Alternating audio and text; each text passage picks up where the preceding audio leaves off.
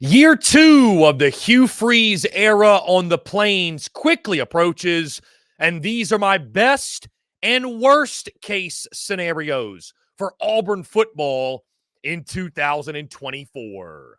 Hello, everyone. I'm Chris Phillips of SEC Unfiltered. Appreciate each and every single one of you tuning in. Be sure to hit that like and subscribe button on YouTube. Hit that bell icon as well so you get notifications of when we go live and when we drop new video content, which is each and every single day. Also, guys, check out the podcast, which drops daily: iTunes, Spotify, Google Podcasts, wherever you get your podcasts. You can also find us across all social media platforms. And, guys, stay up to date with the latest from us over at our website, secunfiltered.com. The following is brought to you by our friends over at RHOBACK. Guys, head over to RHOBACK.com. That's RHOBACK.com. And use the promo code SECU at checkout to get 20% off your entire first purchase. Guys, the brand new Azalea collection is officially live. As you see, I'm wearing it right now. And guys, when I tell you, I have never been so excited to receive a piece of clothing in the mail as I was this Azalea polo. And just look at this thing. Guys, if this doesn't have you ready right here to go to RHOBACK.com, go purchase this thing. This is one of many, by the way. This is one of, I think, 4 or 5 polos they have in the Azalea collection. We got the Azaleas, both pink and white, on this one. Again, they've got beautiful shirts, beautiful collections, what have you, whatever you need. They have got it, guys. They've got polos. They've got quarter zips. They've got hoodies. They've got pullovers, shorts, pants. They even have women's apparel. Guys, the Masters is set for next week. Order yours today, guys. It's tailgate season. It's golf season. Hey, we got spring games upcoming, whatever. Whether you're just doing that or wearing it around the house, guys, it does not matter. RHOBACK is the way to go. Go snag yours. Get this Azalea collection, guys. If you're a golfer like me, especially, you got to have it. It's over at RHOBACK.com, RHOBACK.com, promo code SECU. Guys, we're giving you 20% off when you use that promo code SECU at checkout. So again, RHOBACK.com, promo code SECU at checkout to get 20% off your entire first purchase. Guys, Auburn football set for a big year. Year 2 of Hugh Freeze is upcoming, and of course, Auburn continuing preparations here this spring. These are my best and worst case scenarios for year 2 of the Hugh Freeze era on the Plains. And guys, let me preface, these are realistic best and worst case scenarios. So we're not saying, oh, worst case is 0-12, best case is 12-0. Realistically, what's the floor and what's the ceiling for Auburn football this fall? And guys, we pull up Auburn's schedule, and as you take a look, things get started with 3 straight non-conference games. You kick off conference play against the Arkansas Razorbacks at home, Oklahoma at home. You got a pair of tough road games, or 3 straight tough road games, Georgia, Mizzou, Kentucky. Then you get Vandy. Then you got UL Monroe, Texas A&M at home, and then at Alabama to close out the 2024 season. Guys, we will start with the best case scenario. And we did a segment on this, guys, late last week. And I feel very similarly as our contributor Cole Thompson, who produced that video, that Auburn is very much a boom or bust team in 2024, meaning that I think both the ceiling and the floor, there is a large gap there. There is a wide range of possibilities of what Auburn football could be. Because here's the kicker, guys. You look at the way that Auburn has recruited, what they did in the transfer portal, and you look at Hugh Freeze's history as a head coach as well.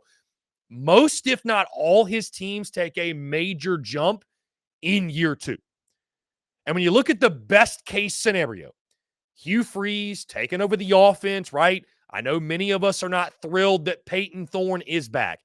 But if Hugh Freeze can be that quarterback whisperer, if he can get the most out of Peyton Thorne, or guys, if Auburn, when this spring portal window opens up, maybe just maybe they're not done. Maybe Hugh Freeze looks around and says, you know what? We don't love our situation, or we just want to bring in some more competition. You might see Auburn go out there and get another quarterback. Best case scenario, maybe Cam Coleman turns into that dude at the wide receiver position.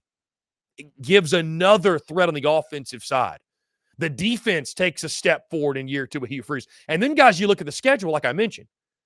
You take down Cal in week 2, and this game being at home, and you think about last year, guys, this is a team that almost beat Georgia and Alabama. Should have beaten Alabama. It was a year that was marred with the highest of highs and the lowest of lows, right? The New Mexico State game and the game against Maryland in the bowl game, right? But you got a chance at some early momentum. You can get to 3-0. You can get to 4-0 with that game against Oklahoma looming to close out September. And guys, you get Oklahoma in the jungle. You never know what might happen at Jordan-Hare. Could we see a 5-0 start from Auburn? Guys, my best case scenario for the Auburn Tigers in 2024, prepare yourselves, 10-2. And again, this is best case. I'm not locking this in as a prediction. This is assuming everything works out, right? Because there's going to be a number of questions for this Auburn team and everybody else coming in. This is assuming those question marks, for the most part, work out in the positive. But you build some momentum early. You might start 5-0. Winning at Georgia is going to be tough. At Mizzou, who knows? At Kentucky, who knows? Those are toss-ups. You got Vandy and UL Monroe. Those should be wins. You get a first-year head coach in Texas A&M at home. And then you got that game, guys, at Bama. I mean, you almost beat Bama last year. I know that game was at Jordan-Hare, but who knows what Bama is going to be. 10 wins sounds crazy, I know.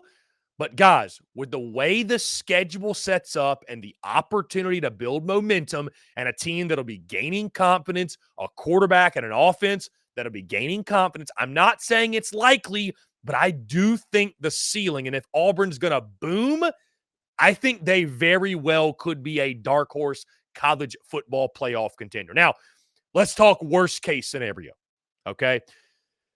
Things work out in the negative, all these question marks, right? They go the way that Auburn folks, Auburn faithful, are hoping they don't go, right? Peyton Thorne's Peyton Thorne, which he was one of the worst quarterbacks in the SEC last year. Let's call it for what it is, right?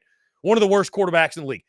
He stays the same. For whatever reason, Hugh Freeze sticks with Peyton Thorne start to finish, and Peyton Thorne is more of the same of what we saw a season ago.